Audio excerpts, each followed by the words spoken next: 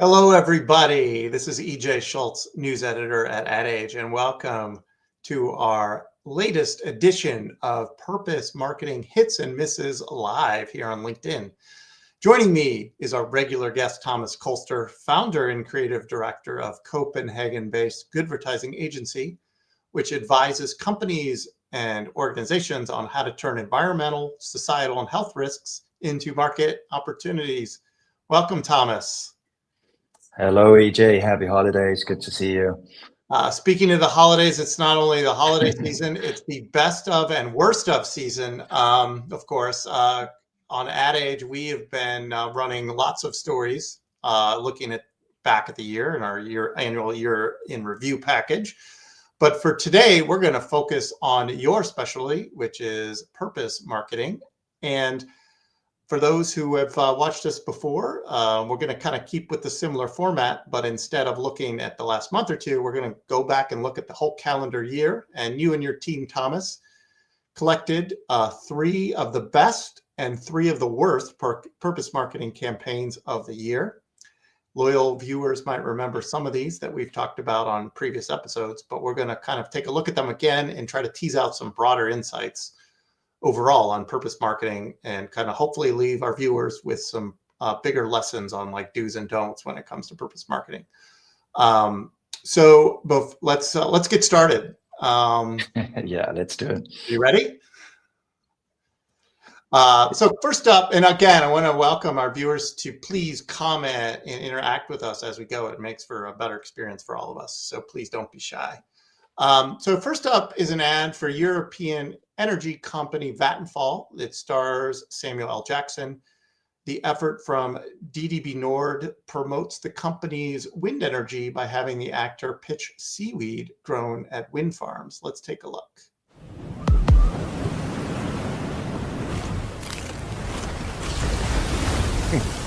Motherfucking wind farms. Loud, ugly, harmful to nature. Who says that? These giants are standing tall against fossil fuels, rising up out of the ocean like a middle finger to CO2. Deep beneath the waves, they can become artificial reefs, creating habitats for sea life to grow. These are wind farm seaweed snacks made with seaweed grown at a Vattenfall wind farm. Serious gourmet shit! So, what's it gonna be? Motherfucking wind farms or motherfucking wind farms?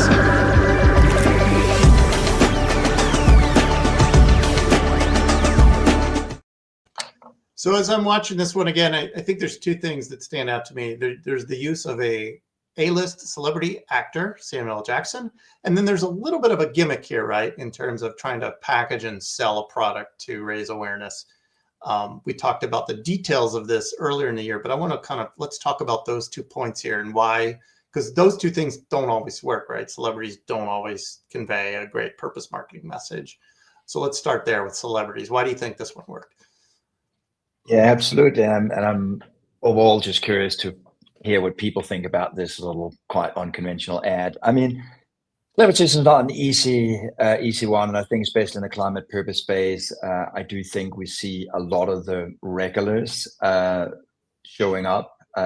What I think does really, really well in this ad is that they've chosen someone whom we haven't really seen supporting climate. So pulling more people in. And I think that is one of the big themes in 2025 is how we broaden the conversation.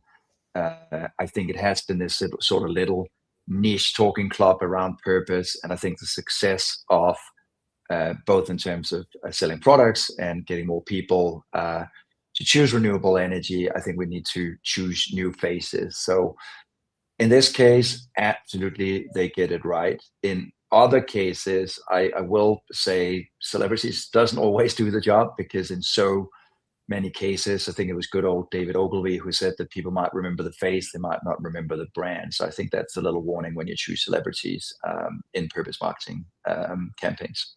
And it was very on brand for Samuel Jackson to begin it with an F-bomb.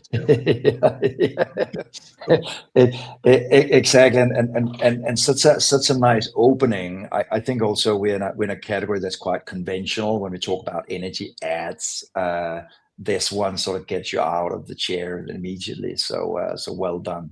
Can we talk quickly about the little gimmick, which was the little snack they're selling? I think last time, I'm not sure how.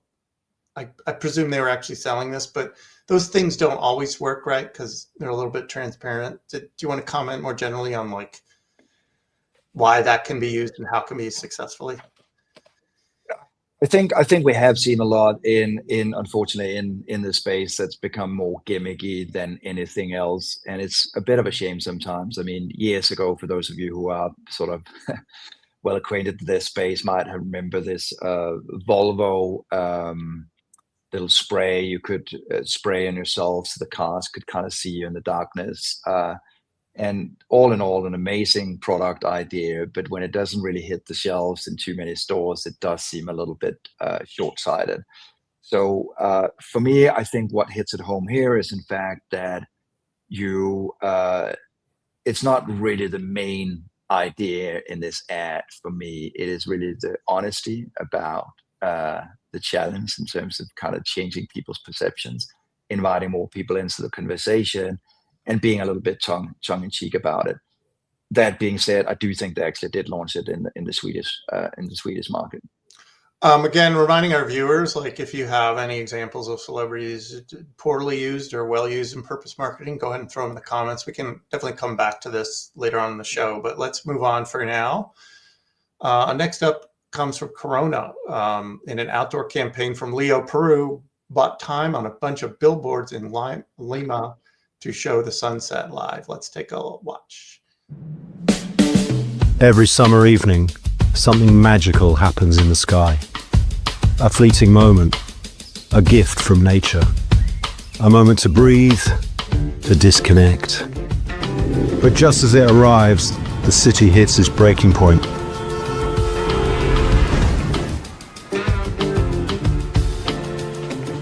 And when the city needs nature the most, it's interrupted by this ad, this one, and hundreds more. That's why, on the hottest days of summer, we decided to do something. We took the busiest avenue in town and placed cameras behind the billboards to capture what was hidden, replacing all the ads with the sunset in real time. In perfect synchronicity, we transmitted the magic for everyone to fully enjoy, this spectacle that nature gives us. Corona. So I'm remembering when we talked about this ad earlier in the year, I think we were talking about like, what was the no pun intended here, but the purpose of doing that when I think you could look at the real sunset. Why would you want to look at the billboard? But more generally, like, what does this one speak to? Now, first of all, I shouldn't spoil it. Did you like it or not? Exactly. Let's hear what people are thinking about this ad. I mean, right now I'm sitting in Northern Europe. Just a little bit of sunset makes me happy. No, I think it's very, very important when we talk about purpose ads is, first of all, there's a link to the brand. I think, yes, Corona, sun, fun, beach, nature. So there's a nice link to the brand. The second thing, though, is does it really actually deliver anything to people? Or is it just simply a gimmick? And as you say, EJ, I mean, roll the window down and you'd be fine. I'm sure you can watch the sunset. So it does seem a little bit too advertising, so something almost targeted at advertising people rather than actually that real situation that they portray in the film. I think this is where purpose ads can go really, really wrong because it is bigger than advertising. It has to do with impact. Else people will scrutinize you and you will face pushback. So I think that is the little challenging element, obviously, of doing purpose marketing, because it needs to be real. It can't be this inflated picture of a McDonald's burger. And I think when it comes to purpose marketing, we see a lot of award chasing in this one. Not, it happens across advertising, but especially with, purpose ads. And that was a major issue in 2025, obviously, with what happened in Cannes and some of this stuff exposed. But what's your, how big of a problem is that right now in your view? I do think there's an industry need to grow up. I think there's still a structural challenge in getting this right. I think we too fast jump into something that might sound good or bring awareness, but it's actually not solving things.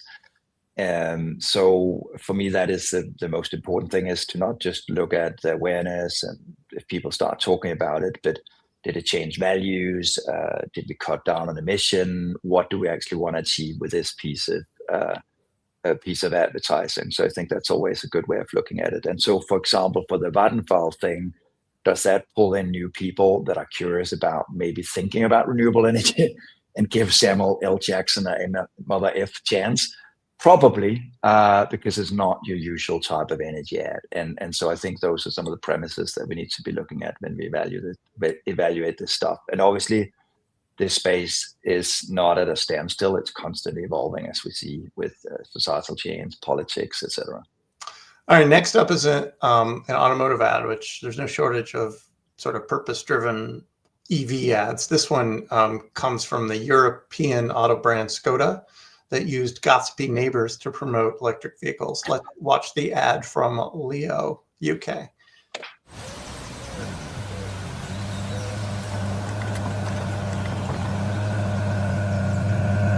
Electric.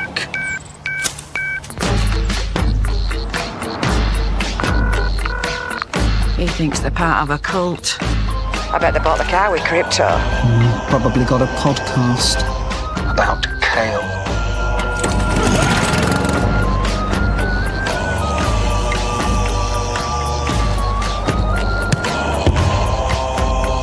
Mom, the tree huggers. What? Millennials. Jeffrey reckons they wear sandals. Hang on a minute. They're coming now, they're coming now. There he is. Never seem nice. They seem all right. Skoda. All right, Thomas, what's your take on this one, and what does it point to more overall when it comes to purpose and EV marketing? Yeah, I'm really curious to see what the audience think about this one, because obviously there has been a lot of car ads promoting EVs, and even if we look about a decade back, car companies were some of the first ones that started talking about environments. It's a long, long history of great and absolutely terrible car ads. And I even remember in my first book, Advertising, I did put in an ad that I thought was best practice back then for Honda Gree, which was about a more efficient diesel engine. At that time, I felt that was probably best practice. If I look at that today, it's greenwashing. I think my issue with this particular ad is that I think it's trying to hit at a stereotype that doesn't really exist anymore. EVs have been normalized across markets, so it does seem like it's rather enforcing that stereotype rather than removing it. So I think it's quite an unfortunate piece of advertising. And it's almost like if this ad had been done in 2015, 2016, it might have made sense, but it doesn't seem timely. And that's my big concern. And so even though, yes, it's an interesting piece of creative, I think, again, if we talk about the impact of this piece of advertising, I think it's a bit of a wasted budget on trying to fight stereotypes that doesn't exist. Yeah, I mean, if you look at the evolution of EV marketing, I mean, they've hit a bit of a speed bump. EVs in the US hasn't fulfilled expectations, but I do feel like the need to actually you can sell the overall category, or you can talk about why your particular brand is just as good as any others. And I I think, think it speaks. I think yeah, no, but it speaks to this thing that I think a lot of people are getting wrong, that it becomes about values and not value. And I think this is where the EVs have moved on. That like in traditional car advertising, people are thinking about other things. Does it come with heating in the seat? Does it come with like cool cameras that can back view, whatever it might be? So it's much more about features today than trying to go on some sort of environmental value crusade. We're far beyond that right now. Yeah. And I think this is where generally across a lot of this purpose work that brands can go wrong if they go down this purpose value crusade. all right, moving along. Next up is Tiffany, which partnered with Pantone for an environmental campaign that raises awareness for ocean preservation by leveraging Tiffany's iconic blue shade of blue. Let's watch this one, which comes from L&C.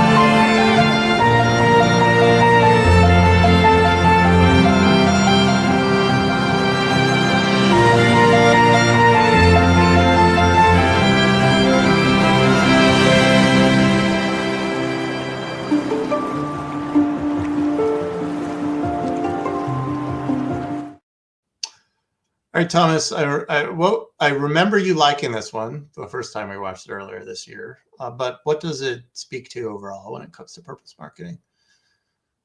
It's an interesting one, right? And again, to everybody's watching, I mean, I'm curious to hear what you guys are thinking. It's holidays coming up. It's gift giving season. Does this ad pull you in? Does it sort of make you more inclined to maybe go down to Tiffany's and buy? I think what this ad does really, really well is that it just seems as such a natural thing for Tiffany's to go in and support the oceans. It doesn't seem like a force fit. The second thing I like about it is that it sort of brings some, it brings a different side of the brand into that conversation. So it brings a bigger picture of love and generosity about taking care of our oceans. I think it sort of serves up an extra reason for buying Tiffany's, which I kind of like. And then of course the brand fits, which I think a lot of these other purpose ads sometimes hit them, miss the mark on. So all in all, I like this ad. I think it's a good one in terms of sort of driving sales, and I think it's also a fantastic brand fit. We do have some comments coming in. Someone that I think disagrees with you. Nita's just called it just a self-promotion. So was it too much? I mean, what's your response to that? I mean, usually that's what I would traditionally say, that brands, shining too much a light on all the stuff that they're doing rather than delivering value to us. Yes, I absolutely call that too self-promotional. I think in this case, they somehow get away with it because it's so naturally integrated that they do actually donate funds to this.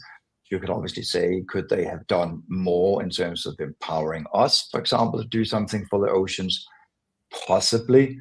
But I think let's not forget that we do live in the world of advertising, and we do still want to push some products. And I think they get that balance right. Maybe worth a different conversation, but we were wondering off air, like what the purpose of the Pantone partnership is in this one. I mean, they got their brand involved. Maybe there were some other things on social or things that they played into, but that does sort of speak to, I guess, potentially the value of partnerships when it comes to purpose marketing. You can obviously amplify your audience if you could, team up with another brand, maybe perhaps spread the cost around. and get in front of different kinds of people. So that can be useful too, right?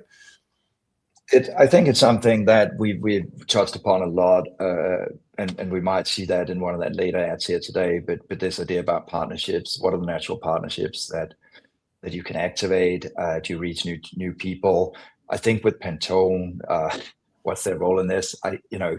Obviously it is the 1837 Tiffany's blues. It's such an iconic color that they're utilizing for this particular ad. So I think in that way, Pantone obviously want to pitch the value of colors just in general. And I think with Tiffany's, it just makes so much sense, right? All right, moving on. Next ad comes from Instagram, which attempted to address the fear some people have by putting their creations out into the world with a global campaign that was timed with the release of new tools, such as using trial reels with non-followers first to see how they land before sharing with friends. The campaign we're going to watch came out earlier this year from Uncommon Creative Studio, and it used multiple celebrities, including Tyler, the creator. Let's take a look. I'm Trinity, and I'm born and raised in the Bronx. So my biggest thing is I seek validation from other people, whether it's trying to impress my friends or posting stuff online. Like, what if I put myself out there and people don't like it? But I like it, though. You just answered everything you just said. Like, I like it so much that folks won't change how I feel about it. It's just that feeling inside where you just like, I know what I need to do, and you cannot lose that spark.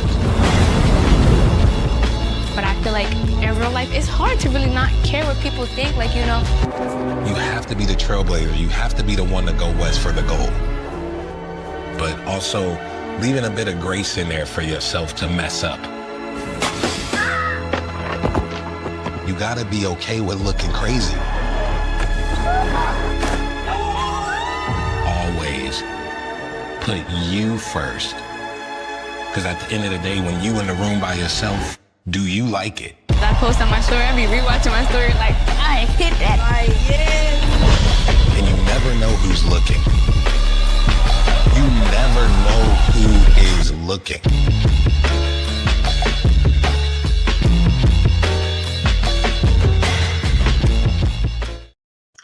So I remember when we reviewed this one for the first time, you did not like it.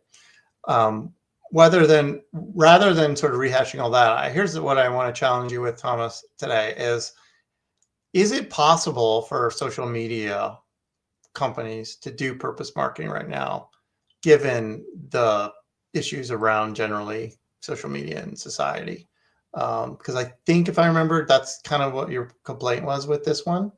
Or, you know what? So I want to throw that your way. Let's talk about that. Absolutely, EJ, and a very, very good feedback. I feel in so many ways, 2025 has been the year of big tech. In so many ways, we've seen lots of ads from big tech companies, AI in particular, and I've probably been a little bit harsh to most of those efforts. And obviously, I mean, if we look at it as an industry, the sheer size of these companies in terms of value, power, influence, if you just look at market value, Meta compared to just the latest merger in our world of advertising, it's just not comparable. I think my beef with a lot of these tech ads is that they're just not honest about the challenge at hand, and that sort of frustrates me a little bit. And I think if you want to repair a relationship, I think that's the first thing that you need to do. You need to break the ice with some honesty and say, you know, I know we got off on a little bit of a bad start here, but so let's make the starting point rather than just adding more content out there that kind of feels a little bit ignorant, as this ad we just saw, where we have one of the products of Meta, Instagram, who obviously has been blamed for causing insecurity and all sorts of things in young women and young men.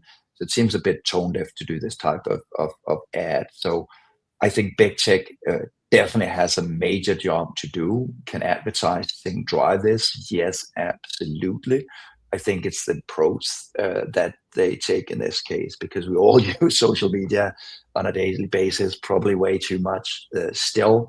So I think there's a lot they can do. And one thing is obviously the saying part. Another thing is the doing part. You know, if I look, for example, to Apple and the little tracker that they have in our iPhones that remind us of the amount of time that we spend on a specific device, I think that's brilliant. A little helping hand to us as people to maybe sometimes get off social. So tons to be done, and I hope that's going to be an opportunity for big tech brands in 2026. So just quickly, what would be an example of how Instagram could have done this differently that would have satisfied you? There's so many things that can do in product. I think the problem for me is when you go out and you do these big branded campaigns, it does feel a little bit off. And I know that they try and give us this sense that we're in this little studio and it's intimate and but ultimately it's on YouTube, it's widely shared. Why do that? If they really want to do something about this, there's tons of things they can do in product to help us label things better, help me if I see content that lowers my confidence or whatever it might be, give me those types of tools. And so I think also if we look at a lot of the things that they have rolled back, and let's not forget that Meta have had policies that were a lot more progressive that they in the beginning of the year removed. So I think we are in a time where maybe it's, maybe it's more about doing than saying at this point for big tech. But I think they absolutely need to do something. Are you suggesting maybe not even attempt this in marketing and just keep your marketing, like don't even try it? You know? No, I definitely think they can. They can start with honesty. They can come out with ads that are much more truthful about what it is that they're trying to do. But obviously, one thing is what you say in advertising, but it has to reflect in the product. And I think that goes for anything. If you sell potato chips, maybe start saying that these chips are pretty salty, pretty fatty. If you didn't know that, good. Okay, let's talk about how we can go to maybe more healthier chips from now on. The challenge would be for the CMO to walk into the CEO and convince them to even plant one seed of negativity in their precious media dollars, right? Anyway, we'll continue that conversation next year. But a couple comments on this. Alejandro says, authenticity and vulnerability are trends to highlight on social media amid a hard, noisy environment. Michael said, it's nice to focus on the doom scrollee rather than the doom scroller. Any comments?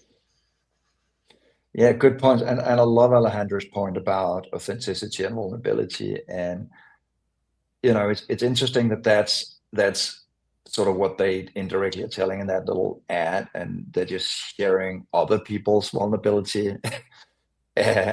But where's Instagram's vulnerability, and where's their authenticity in this? And so yeah, I do think authenticity comes a long way in 2025.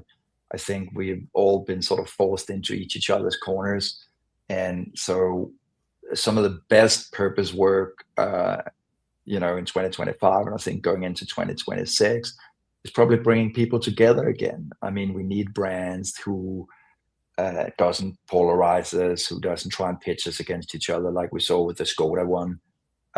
So I think we need more bridge building going into 2026. We have one more I had to look at, but before that, I want to ask our audience too, if you have anything you've seen this year, purpose that has some purpose hook to it, either you loved or hated, just put it in the comments. And yeah, we'd love to hear from you on, what you loved and what you hated this year.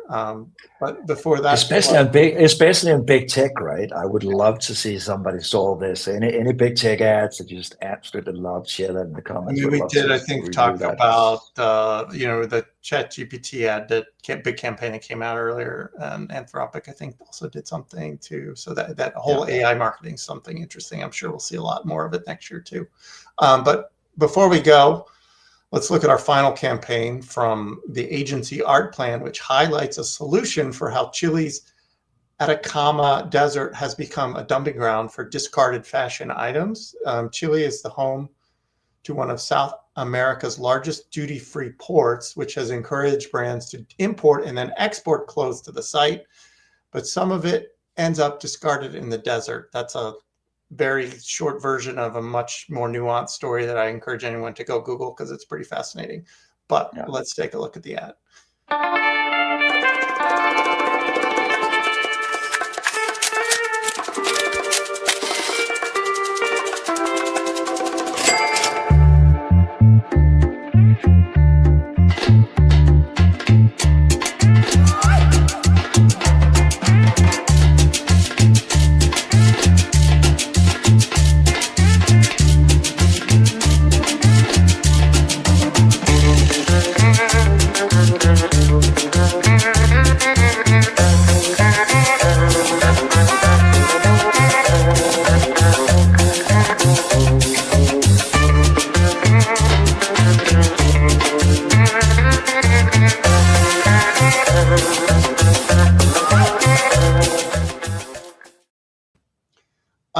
Thomas, what do you want to say about this one? I mean, first up, talk about authenticity. It felt quite authentic. It's one of those ads that looks a lot at solutions. So this is more of the work that I would encourage our industry to do more of, where you actually solve issues, and especially in the world of fast fashion. This is a massive issue that needs to be solved. So sometimes a good starting point in all of this is to say, what are the problems at hand? What are the material issues? And let's either talk about those, or even as they do in this ad, let's try and solve them. And so that's what I absolutely love about this little piece of work here. And, I now have been trying to get my hands on this collection. It's sold out all the time. So they must be doing something right. So before we end, I want to put you on the spot. I didn't prepare you for this, but we spent most of this episode looking back. But can you look forward a little bit to 2026? Give us one or two predictions for sort of where you see the purpose marketing world headed, positive or negative, in the next 12 months. Yeah, to be honest, I think it's sometimes easy to be sad or giving up or thinking that things aren't hitting the right way. But the pendulum has obviously been swinging a little bit this year, and maybe not in the direction of purpose. That being said, though, I do think people actually care, and they care a lot. I think one of the challenges is that a lot of people can't afford to care. And so for me, what's going to be even more important moving into 2026 is to kind of focus on how you bring value to people's lives. There's a lot of people who, most people would just want to feed their kids. They want to have a good job. They want to be able to afford, healthcare if something goes wrong. And so focusing on some of these shared issues, I think, is so pivotal in terms of succeeding in this space. And I think, actually, to be honest, one thing that I'm always that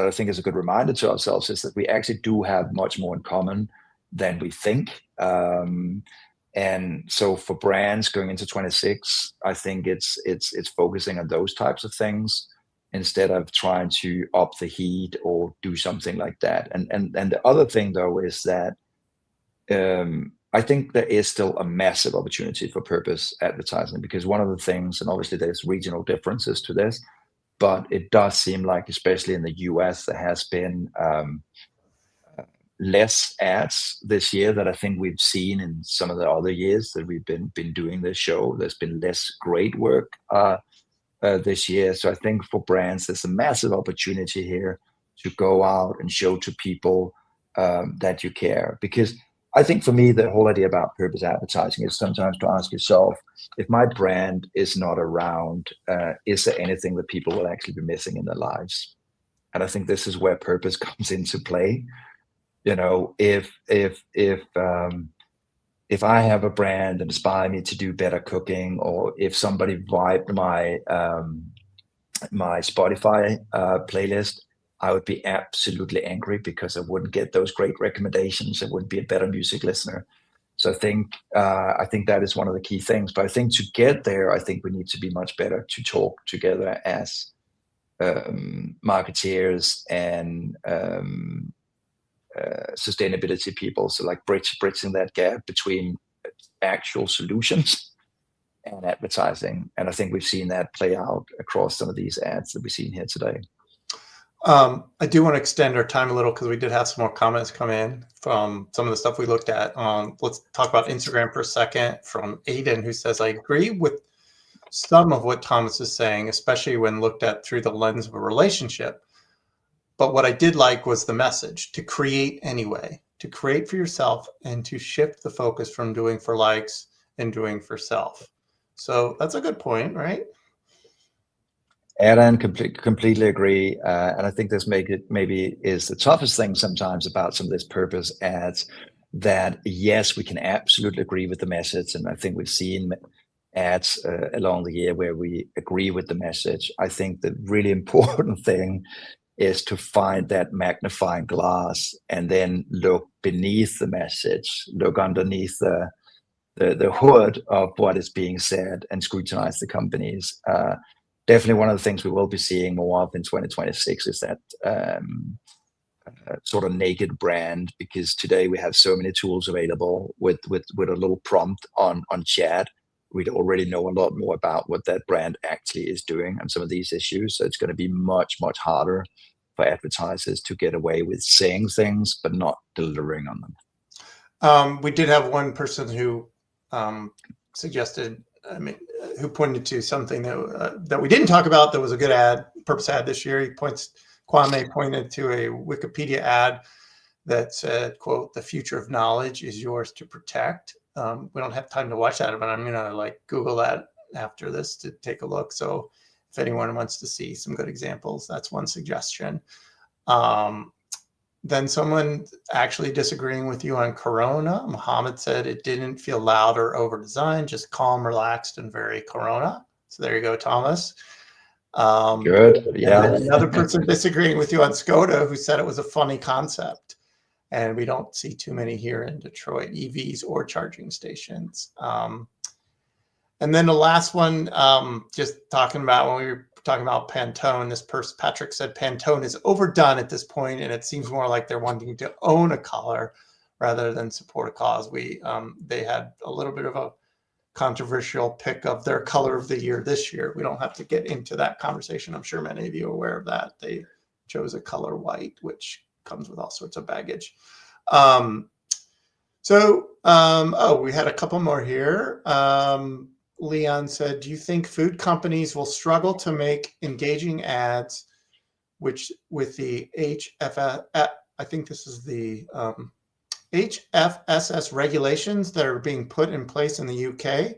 I'm going to defer to you on that, Thomas, since you're the only European amongst the two of us. If you know what he's talking. You want to weigh in on that? Yeah. Leon, I'm in the UK right now, so I should know that. I don't really. That's the thing about abbreviations. It just doesn't make it easier. So I would love that I had something helpful here to say. I will though generally say around food and advertising that I do feel that there is an increasing scrutiny around food companies these days around salty, sugary, fatty foods that needs to be taken much more seriously, especially also we see now in the US around what types of additives, what types of colorants are being added. So I think food will definitely be top of the agenda in 2026. Again, I will say one thing, which is we need to get over this thing that sustainability always needs to cost more. I think it's about time that brands deliver better products for more people. And just to clarify, the HFSS regulations refer to high fat, sugar, and salt, and apparently there are UK rules restricting the marketing perfect. of unhealthy foods and large retailers buying buy one, get one free deals and stopping ads during kids shows on social media. I mean, we're seeing some of that here in the US too, given what's happening with RFK Jr. a lot of that is a little bit more controversial in terms of is what he's suggesting actually scientifically based. That's a whole nother podcast. We're not going to get into that right now. Absolutely. And I think a country like France, if you want to look to Europe, has been quite progressive around some of these issues. This is a something that the food companies will have to deal with in 2026 across the board. So it's an interesting one. Thank you for bringing that up. And then before we leave, I'm going to squeeze one more question for you, Thomas, from Renee, who says, any thoughts on Instagram, on the Instagram teen account? Oh, thank you for throwing me underneath the bus there, Renee. To be honest, I feel that we as an industry need to be very responsible about the media that we choose and make sure that the platforms that we engage with are safe. I think that's for everybody's benefit in our industry. No doubt about it that Instagram is extremely addictive. I think that has been proven. I'm very curious about whether the thing that they're rolling out in Australia, I know they've done it in other markets. I know that I'm from Denmark originally. I know that there is probably regulation coming there. I don't think it's not sensible. I think there's some common sense to that. If we go back in time, even to my country, I could buy a beer in the supermarket when I was a child. I cannot do that anymore. Does that make sense? Yeah, it probably does make sense. So I think we're seeing just more of a regulation catching up with a lot of these new tech developments. And I think it's a very natural thing that will happen. I'm very curious about the effects of that. I mean, if we look to cigarette advertising and some of the regulation that has come in and some of the behavior change stuff that has come in there, not all of it has been as effective as I think it could have been. But I'm all pro smart regulation. Let's see what comes out of it. But thanks for bringing this up, Renee. All right, we're gonna have to end it there. We ran a little long today, but I want to thank our viewers for sticking with us. I want to thank you, Thomas, for your partnership all year, and we're gonna keep doing this next year. So please reach out to us individually on LinkedIn if you have any suggestions for us on the show itself. We're open to feedback. If we could do it differently, if there's any ads you want us to review, please. We want to make this as interactive as possible. So thanks again, everyone, for tuning in. That was Thomas Kolster of Goodvertising Agency. I'm EJ Schultz, news editor at Ad Age. I want to thank our producer, Lauren Ciardia, and we will definitely post a recap of this episode on adage.com. I also encourage everyone to check out our ongoing year in review package at Ad Age, where we look at all kinds of things from the past 12 months. And we will look forward to seeing everyone again next year. Take care.